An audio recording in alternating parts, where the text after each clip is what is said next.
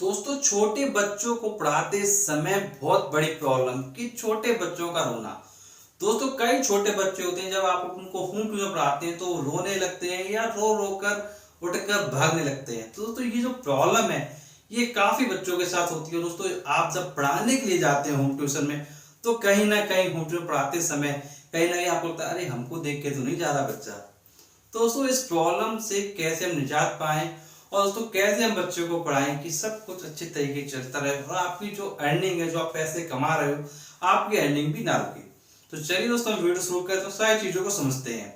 दोस्तों, जैसा आपको पता है कि आप होम ट्यूशन पढ़ाने के लिए गए हो और बच्चा छोटा है और रोने लग रहा है।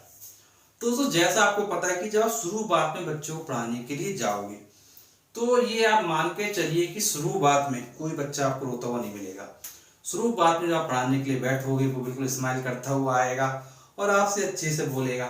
तो दोस्तों, बस वहीं पर आपको क्या है, बच्चे के साथ जो बिहेवियर है वो बहुत अच्छा रखना है। मतलब उससे पोलाइटली बात करनी है, बच्चे को इतना अच्छे से बात करना है कि बच्चा आपके साथ थोड़ा सा लगाव हो जाए, आपसे लगाव हो जाएगा। तो वो बच्चा क्या है, उठकर खुद नहीं जाएगा। तो शुरुआत में अगर आपने क्या किया, आप पढ़ाने के लिए गए और किसी गलती के कारण आपने बच्चे को डांट दिया या थोड़ा चिल्ला दिया या थप्पड़ लगा दिया, तो वो बच्चा फिर क्या है, दोबारा बैठने वाला नहीं है। या बैठेगा भी तो कुछ दिन कुनमुन कुनमुन करते हुए बैठेगा, रोएगा। उसके पेरेंट्स भी उठा लेंगे क्योंकि आपका ट्यूशन लग चुका है, और कुछ दिन तो आप निकाल लोगे, लेकिन उसके बाद वो बच्चा क्या है, नहीं पढ़ेगा आपसे। और उसके पेरेंट्स कितने दिन जबरदस्ती उस बच्चे को पढ़ाएंगे। तो दोस्तों, इसलिए फिर वो आपका जो ट्यूशन है वो हाथ से निकल जाएगा। तो इसलिए आपको समझना है कि छोटा बच्चा है तो पोलाइटली बहुत बात करना है। और दोस्तों, अगर आप उस छोटे बच्चे को पढ़ाने के लिए जा रहे हो तो उससे बिल्कुल अच्छी अच्छी बातें करिए और अच्छी अच्छी बातों के साथ में उसको पढ़ाते रहिए। दोस्तों, पढ़ाई अपनी जगह है और बातें अपनी जगह। दोस्तों, बातों को कम करिएगा। ऐसा ना हो कि बातों में लग गए, तो अगर बातों में सिर्फ आप लग गए, उनके पेरेंट्स ने इन चीज़ों को देखा, नोटिस किया, तो फिर भी ट्यूशन आपका हटना है। तो बातें करना है, लेकिन बातों को क्या है, डाइवर्ट कर देना किधर, पढ़ाई की तरफ। और जब आप किसी बच्चे को पढ़ाएं, छोटा बच्चा है, तो आप ऐसी बात है कि उसको आप प्रैक्टिकल के माध्यम से बताएं।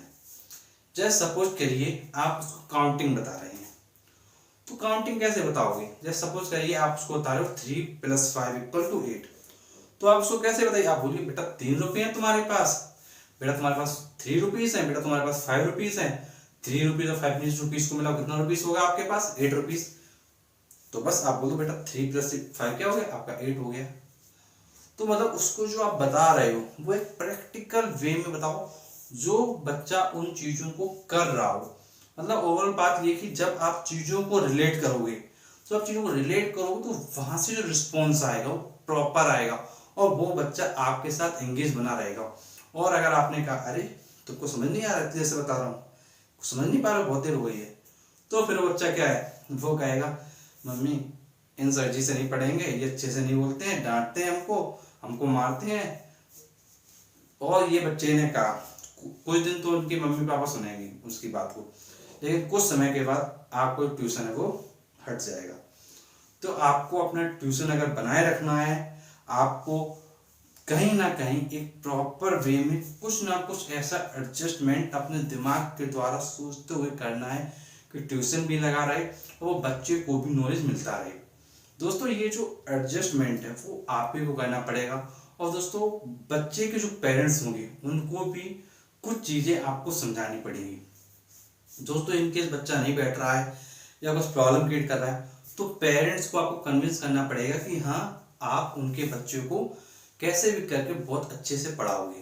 पेरेंट्स को आप कन्विंस करेंगे कि आप उनके बच्चे को बहुत अच्छे से पढ़ाएंगे और एक पॉजिटिव एटीट्यूड के साथ आपको बात करना है। और बच्चा अगर इनकी कोई गलती कर रहा है तो ये नहीं कि बच्चे की गलतियों को पेरेंट्स तक पहुंचाते रहो पहुंचाते रहो पहुंचाते रहो। दोस्तों, यदि आप पहुंचाते रहोगे तो फिर क्या होगा कि पेरेंट्स ये सोचेगा ये टीचर हैं या क्या है, मतलब खुद को प्रॉब्लम सॉल्व करनी चाहिए और ये प्रॉब्लम हमारे ऊपर डालना है। तो ये भी आपको समझना है कि प्रॉब्लम अगर है भी तो शांत रहो, अपना पढ़ाओ, समझाने का पूरा प्रयास करो। और दोस्तों उसके बाद भी अगर ट्यूशन हटता है तो फिर दोस्तों वो आपके हाथ में नहीं है। तो ओवरऑल बात ये है कि आपको अपनी तरफ से जो बेस्ट चीज है वो आपको करनी है। आपको अपने साइड से कोई भी मिस्टेक नहीं करना है। दोस्तों होम ट्यूशन है, होम ट्यूशन आता और जाता रहता है, ये ऑब्वियस सी बात है। लेकिन एक बात ध्यान रखिए कि अगर आपको पैसे कमाने हैं तो एक कहीं ना कहीं सिस्टमेटिक वे में आपको चलना पड़ेगा। अगर आप एक सिस्टमेटिक वे में चलो डेफिनेटली आपके पास एक पॉजिटिव रिजल्ट आएंगे। तो दोस्तों मैंने आपको समझाने का पूरा प्रयास किया। और दोस्तों मैं आपको बताना चाहूँगा कि हमने अपने चैनल पे होम ट्यूशन फीस के लिए वीडियो डाले हैं, और पेरेंट्स से कैसे बात करनी है, स्टूडेंट्स को कैसे पढ़ाना है, स्कूल में कैसे पढ़ाना है, कितना पेमेंट मिलता है स्कूल्स में। तो सारे के सारे वीडियोस हमने अपने चैनल पर एक प्लेलिस्ट में डाले हुए हैं। दोस्तों प्लेलिस्ट का नाम है होम ट्यूशन होम ट्यूटर। दोस्तों इस प्लेलिस्ट में जब आप जाएंगे तो आपको सारे के सारे जो वीडियो हैं वो फ्री में देखने को मिलेंगे। उन वीडियोस को देखने के बाद आप काफ़ी अच्छे से टीचिंग कर सकते हो दोस्तों। अपनी जो अर्निंग है उनको काफ़ी अच्छे से इम्प्रूव कर सकते हैं। दोस्तों इसी तरीके के वीडियोस पाने के लिए आप हमारे साथ जुड़ सकते हैं। दोस्तों जुड़ने के लिए सिर्फ आप चैनल सब्सक्राइब करना है, नोटिफिकेशन बेल दबाना है। दोस्तों ऐसा करेंगे तो जब भी हम आपके लिए अगला वीडियो लेंगे सबसे पहले वीडियो आपको मिलेगा। तो चलिए दोस्तों मिलते हैं आपसे नेक्स्ट वीडियो, तब तक के लिए शुक्रिया।